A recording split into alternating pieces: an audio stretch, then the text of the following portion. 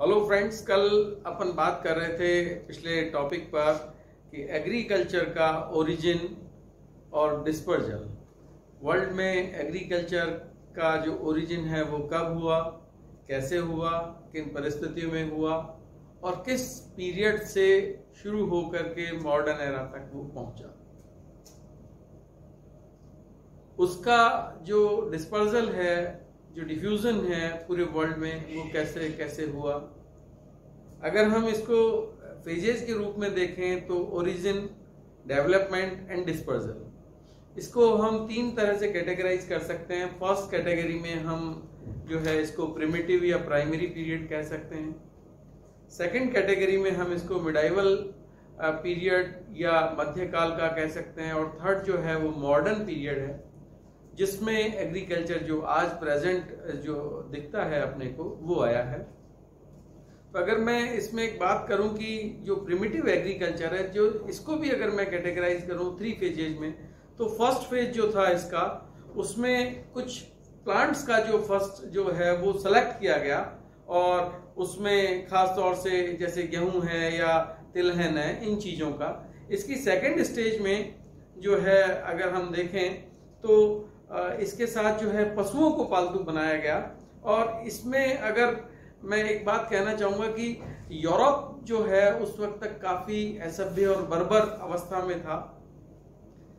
तो यहाँ पर जो भारतीय कृषि भूगोलवेत्ता हुए रंधावा, जीएस रंधावा, उन्होंने ये भी कहा है कि उस वक्त भारत में या दुनिया के अन्य क्षेत्रों में, जैसे इजिप्शियन सिविलाइजेशन थी या चाइनीज सिविलाइजेशन थी या इंडस वैली हड़प्पन सिविलाइजेशन थी, और उसके बाद भारत में जो वैदिक सिविलाइजेशन या वैदिक काल आया, उस वक्त तक यूरोप में ज्यादातर जो जनसंख्या थी वो सभ्य नहीं थी। तो इस प्रकार जो चावल का या गेहूं का या तिलहन का जो उत्पादन था वो भारत के क्षेत्रों में जो है पाया जाता था, इसके प्रमाण मिले हैं। और जो कृषि अगर हम देखें बाद में जब आई दुनिया में, तो उसमें फिर पशुपालन भी शुरू हुआ और अन्य चीजें भी आई। मैं इसमें कुछ सेलेक्टिव प्लांट्स की जो बात कह रहा था आपको, वो फर्स्ट फेज था कि जब कुछ ही प्लांट्स को सेलेक्ट किया गया था एग्रीकल्चर के रूप में। और ये जो कृषि थी ये जंगलों के अंतर्गत हुई। इसमें ना तो उस वक्त नदी घाटियां थी जहां बाढ़, और दूसरा उन स्थानों पर हुई जहां पानी फ्रेश था या मीठा पानी पाया जाता था। अगर मैं इसके सेकंड पार्ट की बात करूं तो इसमें पौधों के साथ जो है पशुओं को पालतू बनाना शुरू किया गया। और इसमें जो सबसे पहला पशु हमने पालतू बनाया था मानव ने, वो था डॉग या कुत्ता। उसके बाद जो है सुअर, मुर्गियां, गायें, घोड़े, खच्चर, इस तरह के जो पशु हैं इनको पालतू बनाया गया। तीसरा जो है अगर मैं बात करूं तीसरी अवस्था, तो ये अवस्था 500 से लेके 1500 ईसा पूर्व तक की है। और इस अवस्था में जो है कृषि के जो विकास हुए थे उसमें कृषि बाहर निकली और ये नदी घाटियों की तरफ आई, पर्वतीय ढालों पर आई और उसके बाद ये मैदानी क्षेत्रों तक पहुंची। कृषि जीन केंद्रों का जो विकास है, जहां भोजन का अभाव था वो वहां नहीं हुआ, जहां भोजन आवश्यकता से अधिक था उन क्षेत्रों में जो है जीन केंद्रों का विकास हुआ। नदी घाटियों में न होकर के ये पहले जंगलों में और उसके पश्चात जो है पहाड़ी भागों में विकसित हुआ, उसके पश्चात पहाड़ी ढालों में, और सबसे अंत में जो है ये नदी घाटियों के रूप में आया। तो इस प्रकार जो है विश्व कृषि को वेविलोव जो भूगोलवेत्ता है उन्होंने 8 जीन केंद्रों में पूरे संसार को और संसार की कृषि को जो है विभाजित किया।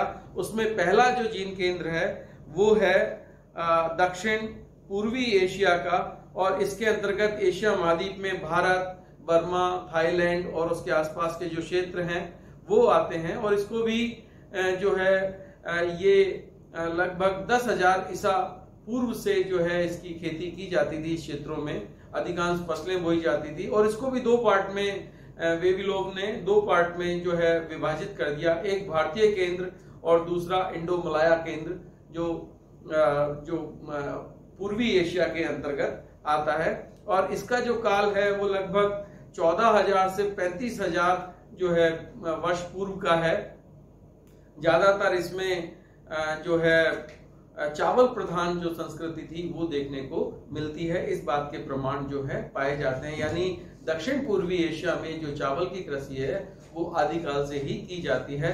दूसरा जो अगर हम क्षेत्र की बात करते हैं वो है दक्षिण पश्चिम एशिया का क्षेत्र, और इसमें जो ज्यादातर दजला फरात का जो क्षेत्र है, जिसको हम मेसोपोटामिया की कल्चर भी कहते हैं, मेसोपोटामिया की सभ्यता भी कहते हैं, इसमें यहाँ के जो 10,000 वर्ष पूर्व ईसा पूर्व जो क्षेत्र था, इसमें यहाँ के लोग घुमंतु थे, इन्होंने पशुपालन भी किया, और यहाँ जो है गेहूं की खेती की जाती थी इन क्षेत्रों में।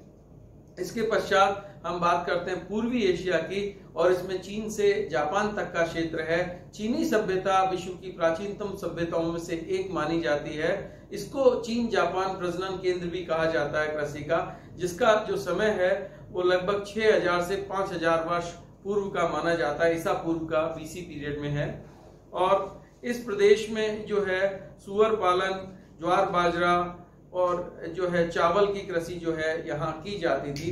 इसके पश्चात जो है मध्य एशिया का क्षेत्र आता है, और इसमें जो वर्तमान समय में अफगानिस्तान, पाकिस्तान का पश्चिमी भाग, उज्बेकिस्तान, ताजिकिस्तान, ध्यानशान पर्वत मालाओं के तलहटी में और उनके ढालू भागों में, और इस कृषि का विकास लगभग 5,000 से 3,000 ईसा पूर्व तक का माना जाता है। यहाँ भी गेहूं, मटर, मसूर या दालें और जो है सब्जियों का उत्पादन किया जाता था।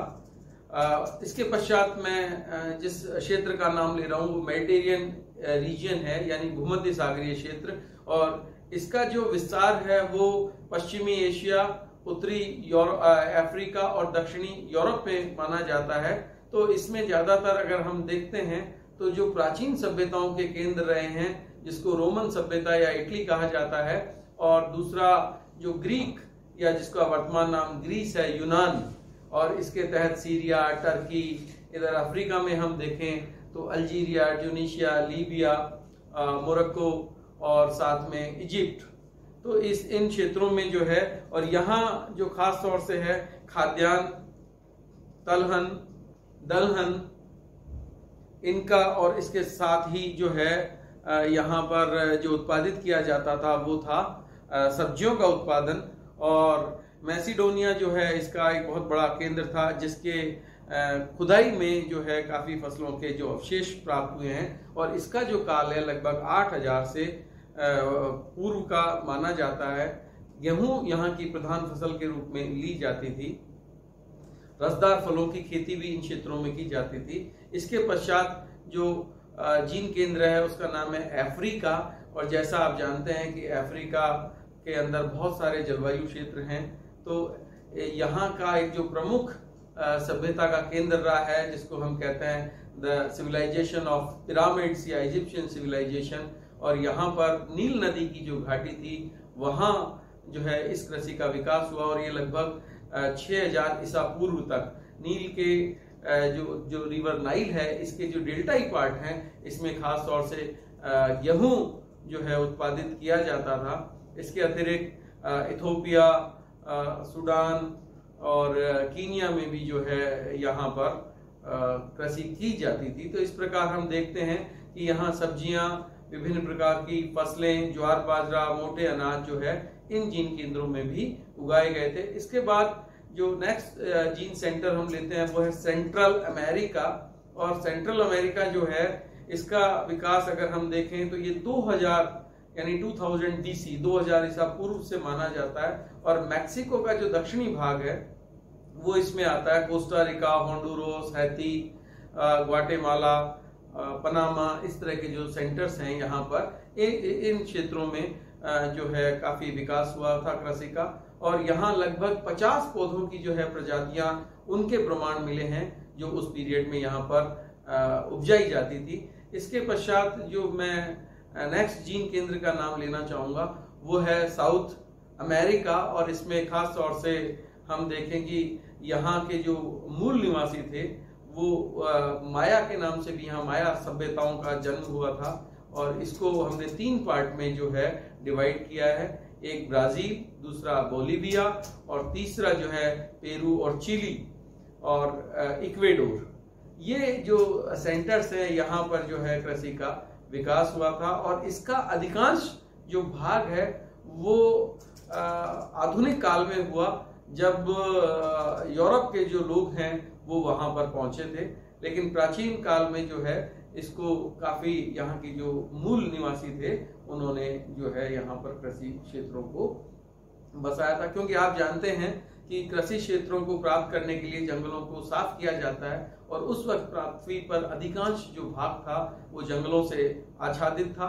तो धीरे धीरे जहां भी मानव सभ्यता और समूहों का विकास हुआ वहां उन्होंने जो है पहले जमीनों को प्राप्त किया जंगलों को साफ करके, और उसके पश्चात जो है कृषि कार्य शुरू किया।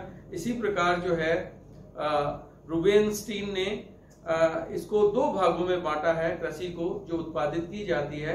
पहला जो है उसको हम कहते हैं प्लांटेशन, यानी किसी पौधे को जो है उसकी टहनी को प्लांट करके उगाया जाता है, और इसको वेजिकल्चर के रूप में हम देख सकते हैं, पौध कृषि के रूप में, कि जिसका पहले दूसरी क्षेत्र में जो है इसका हम एक और जानते हैं कि आजकल मॉडर्न साइंस में भी बडिंग की जाती है। उस वक्त जो सेलेक्टिव प्लांट्स थे उनकी टहनियों को काट करके खेत में रोप दिया जाता था, और जब वो बड़ी हो जाती थी या उनमें से पौधे निकलते थे तो उसके पश्चात उसको अन्य स्थान पर प्लांट कर दिया जाता था।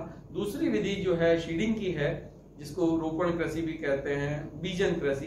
पहली जो मैंने बताई दैट इज कॉल्ड प्लांटेशन या रोपण विधि, और दूसरा जो है सीडिंग। इसमें जो है फसलों के जो बीज हैं उनको बो दिया जाता है, और उसके पश्चात ही जो है उसमें से फसलें पैदा होती हैं। तो इस प्रकार अगर हम देखें तो जो इसके जो जीन सेंटर्स हैं, जितने भी 8 जीन सेंटर मैंने आपको बताए हैं, उनके जो नेम फर्स्टली मैं कहना चाहूँगा दक्षिण पूर्वी जो एशिया है अर्धचंद्राकार रूप में ये क्षेत्र पाया गया था, और इसमें ये लगभग इसका जो पीरियड है वो 8500 बीसी का है। इसमें गेहूं, जौ, मटर, प्याज, सलजम, अनार, सेब इस तरह के जो प्लांट्स थे उनको उगाया गया था। इसके पश्चात दक्षिण और दक्षिण पूर्व एशिया, साउथ और साउथ ईस्ट एशिया, इसका जो पीरियड है वो 8000 बीसी का है, जिसमें चावल, गन्ना, केला, बीट शुगर, जूट, कोकोनट इस तरह की जो क्रॉप्स थी उनको लिया गया था। और इसके बाद जो है ईस्ट एशिया, इसमें चाइना अप टू जापान, और इसको हम मान सकते हैं कि 7500 बीसी का जो पीरियड था ये था। इसमें सोयाबीन खास तौर से जो है काफी प्रोड्यूस किया गया, चाय है, वेजिटेबल्स जो थी उसको, और जो है मलबरी शहतूत को जो है यहाँ प्रोड्यूस किया जाता था।